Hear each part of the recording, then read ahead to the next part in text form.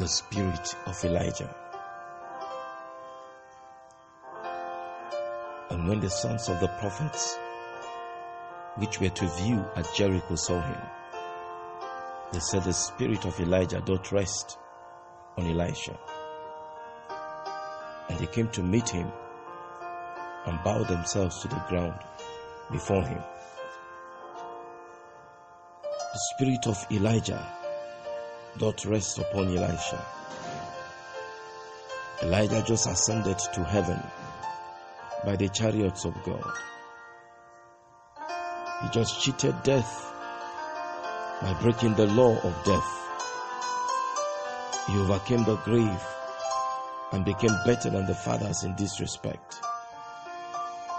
Yet he left his mantle behind, which was the symbol of his office, authority, and ministry.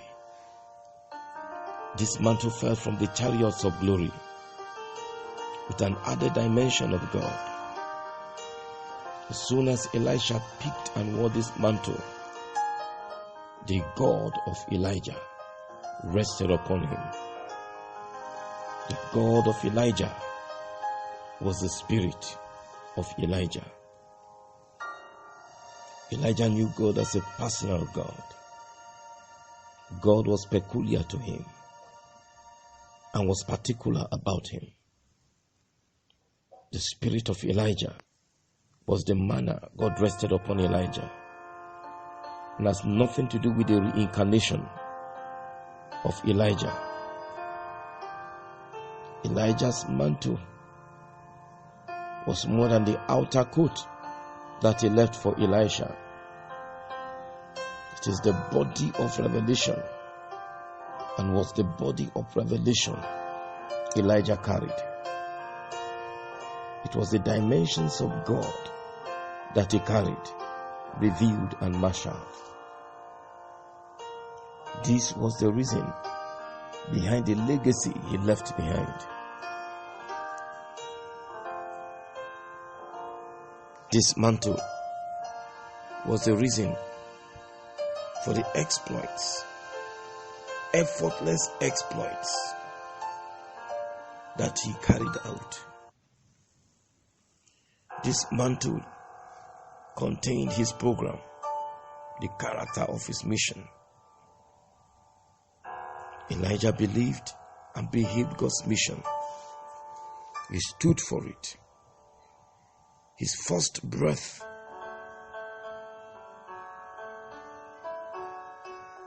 and fought for it with his last oxygen before God's oxygen fully possessed him.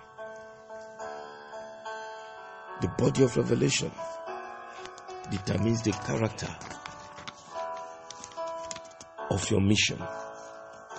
It determines the character you manifest in your mission. You cannot fake things here. You do not determine the character of your mission, but the body of revelation you carried us. And it came to pass, when the time was come that he should be received up, he steadfastly set to go to Jerusalem. He sent messengers before his face, and they went and entered into a village of the Samaritans to make ready for him. And they, the Samaritans, did not receive him, because his face was set as though he will go to Jerusalem. And when his disciples James and John saw this, they said, Lord, wilt thou that we command fire to come down from heaven and consume them, even as Elijah did?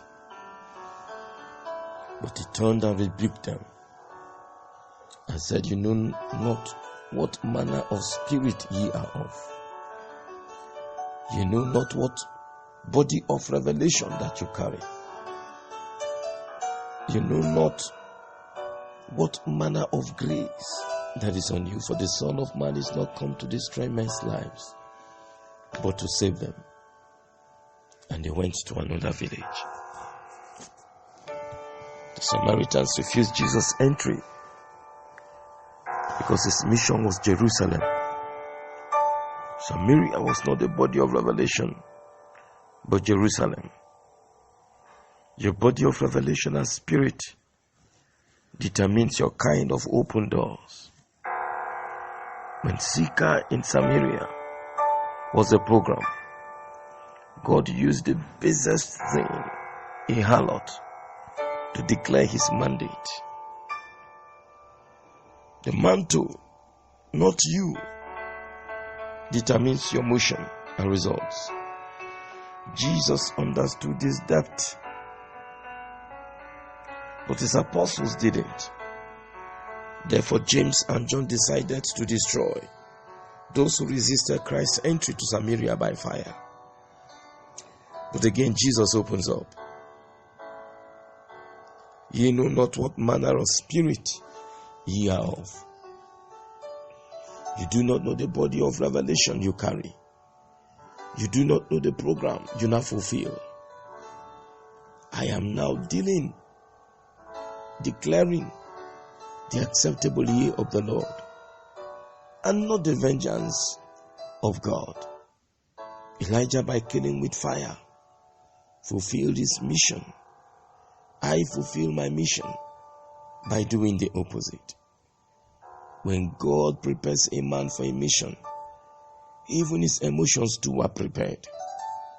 Jeremiah wept more because that was part of his mission. Daniel interpreted and saw the end times because that was his mission. Elijah was always confronting and killing because it was part of his mission. It was the body of revelation he carried. If you forsake or walk out of your body of revelation, you will walk in delusion. Balaam died a soothsayer because he left his body of revelation. You always be tempted to do this these last days. Know the spirit you are of. Know the spirit of your day. We are in the day of the Lord. We must therefore know the spirit and walk in him. It is dangerous walking out of God's body of revelation for you. Even the angels had to pay dearly for committing this offense. And the angels which kept not their first estate, but left their first habitation, he had reserved in everlasting chains under darkness unto the judgment of the great day. Jude, verse 6. God punishes all who leave the spirit of their mission, God's body of revelation for their lives. This is the day of Elijah in the way of God. Know, therefore, the spirit of this day. The acceptable year of the Lord was declared nearly 2,000 years ago. The day of his vengeance is come. And in the day of his vengeance, God releases the spirit of Elijah, the mantle of Elijah, the spirit and the power of Elijah.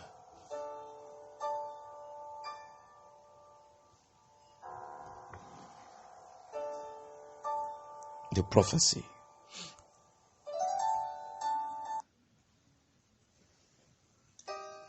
Malachi chapter 4, verse 1 to 3, verse 5 to 6.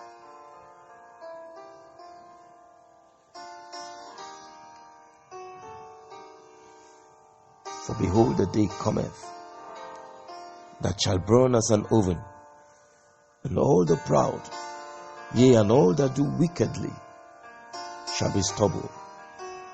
And the day that cometh shall burn them up, saith the Lord of hosts, that it shall leave them neither root nor branch.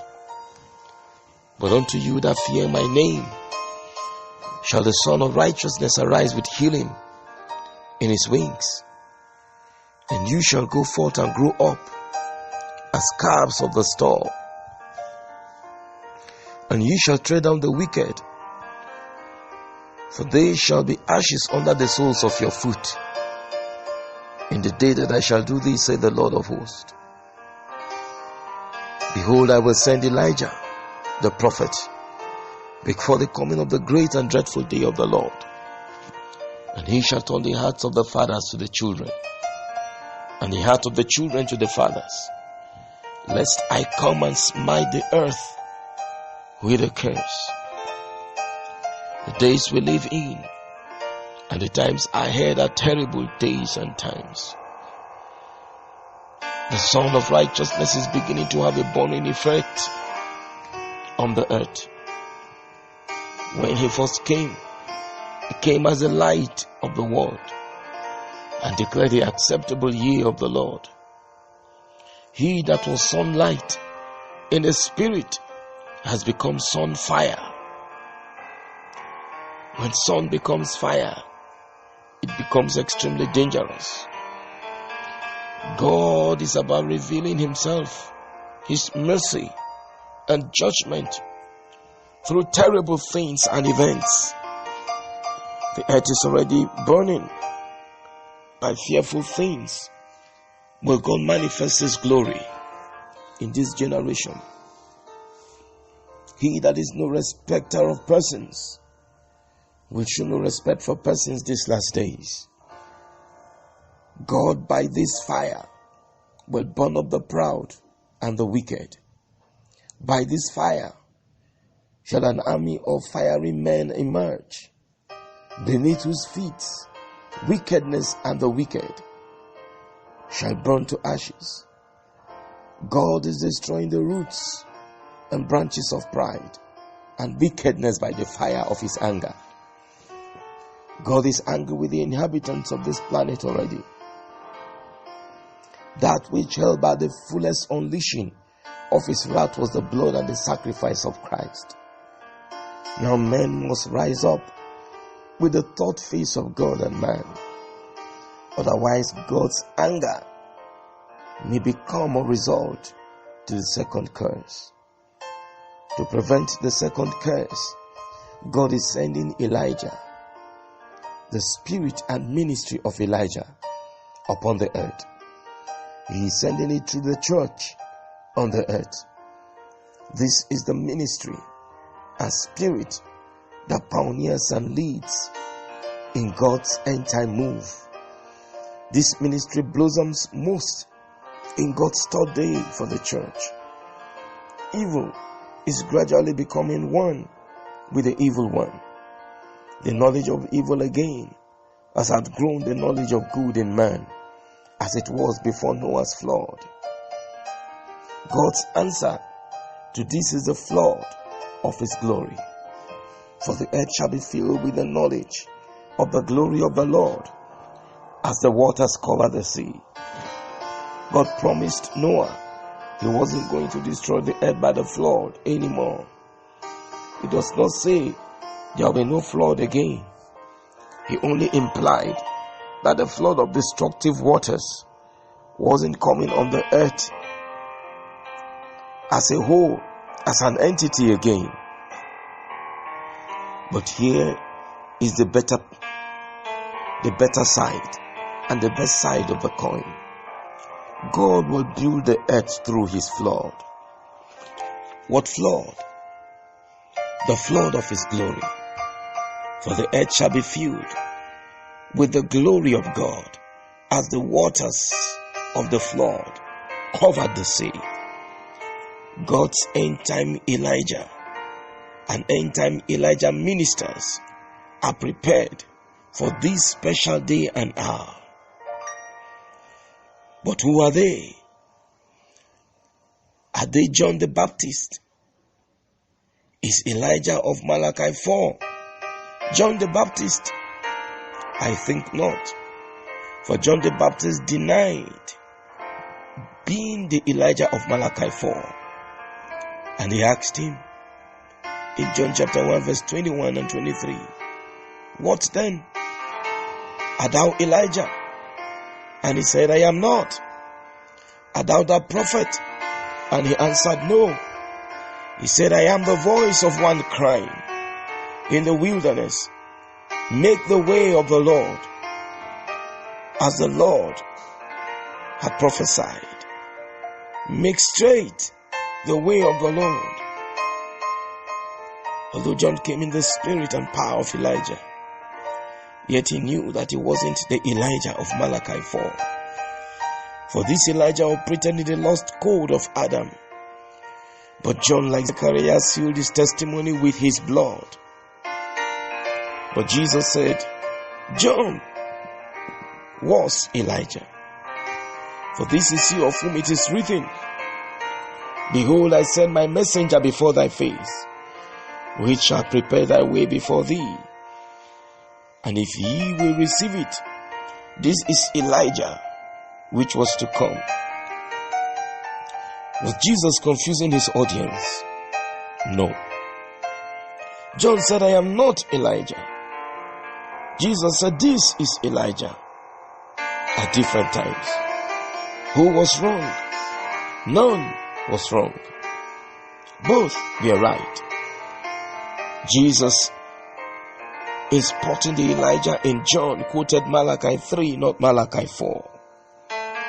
And it reads, Behold, I will send my messenger, and he shall prepare the way before me. And the Lord whom ye seek suddenly shall come to his temple, even the messenger of the covenant whom ye delight in. Behold, he shall come, saith the Lord of hosts. Malachi 3 verse 1. While Malachi 3 focuses on the first advent of Jesus, Malachi 4 focuses on the second advent. Therefore, between these two chapters is the gap of 2,000 years plus. John was not the Elijah of Malachi 4. Yet because he came in the spirit and power of Elijah, Jesus identified him as the Elijah of Malachi 3. John played safe, even though he knew he came in the spirit and power of Elijah. Yet Jesus took the scene by storm. This is the Elijah of this time, Jesus affirmed. What Jesus calls Elijah is the spirit and power of Elijah. Therefore, Elijah in Malachi 4 is the spirit and power of Elijah. In these days, God says, I'm sending the spirit and power of Elijah to prepare the way for rapture. These, the days before rapture, shall burn like an oven. These, as in the last days of Elijah, shall be carried in God's chariots of fire. As an army shall they subdue kings, kingdoms, nations, and the whole earth. They shall reproduce Elijah's last days on earth. God is replaying the last days of Elijah on the earth. God's last day was mysterious. Elijah's last day was mysterious. He no more operated on the earth. He operated from the chariots. He was between heaven and earth.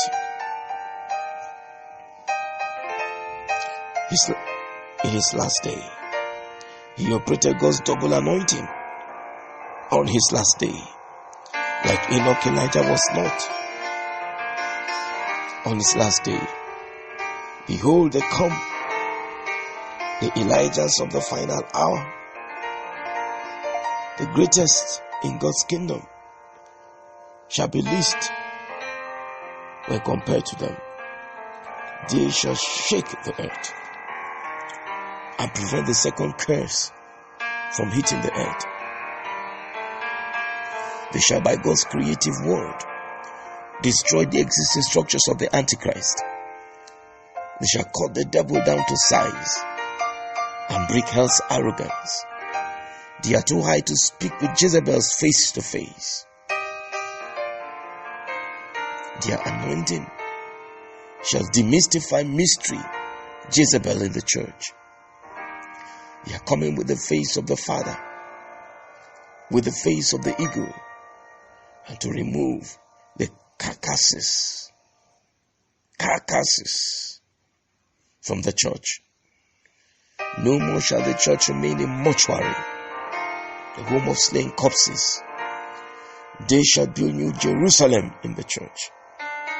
Kings are toys in their hands. Princes shall before them quake. They manifest the ministry of Adam. Nothing shall take them unawares. They are my army. When they flap their wings, my creation responds. They are my acts on the earth. Everything about them is my voice, my word. When I am hungry, they shall feed me. When thirsty, they shall give me drink. When naked, they shall clothe me. When imprisoned, they shall visit me. Because of the peculiarity of their mission, they shall not die before their time. The gates of heaven, the gates of earth, the gates of the grave, the gates of death, and the gates of hell shall do their bidding. They shall be given the power to open and to shut these gates. Nature and the supernatural yields to them. Though mortals, they shall live as mutants. In them shall immortality dwell. They shall leave God's indelible footprints on the earth. Nothing can wipe out their memory from the earth after they are raptured. In them shall the glory of the ages be revealed. To them God's hidden scrolls shall be unfolded in another way. They are the best of God's army. Hallelujah.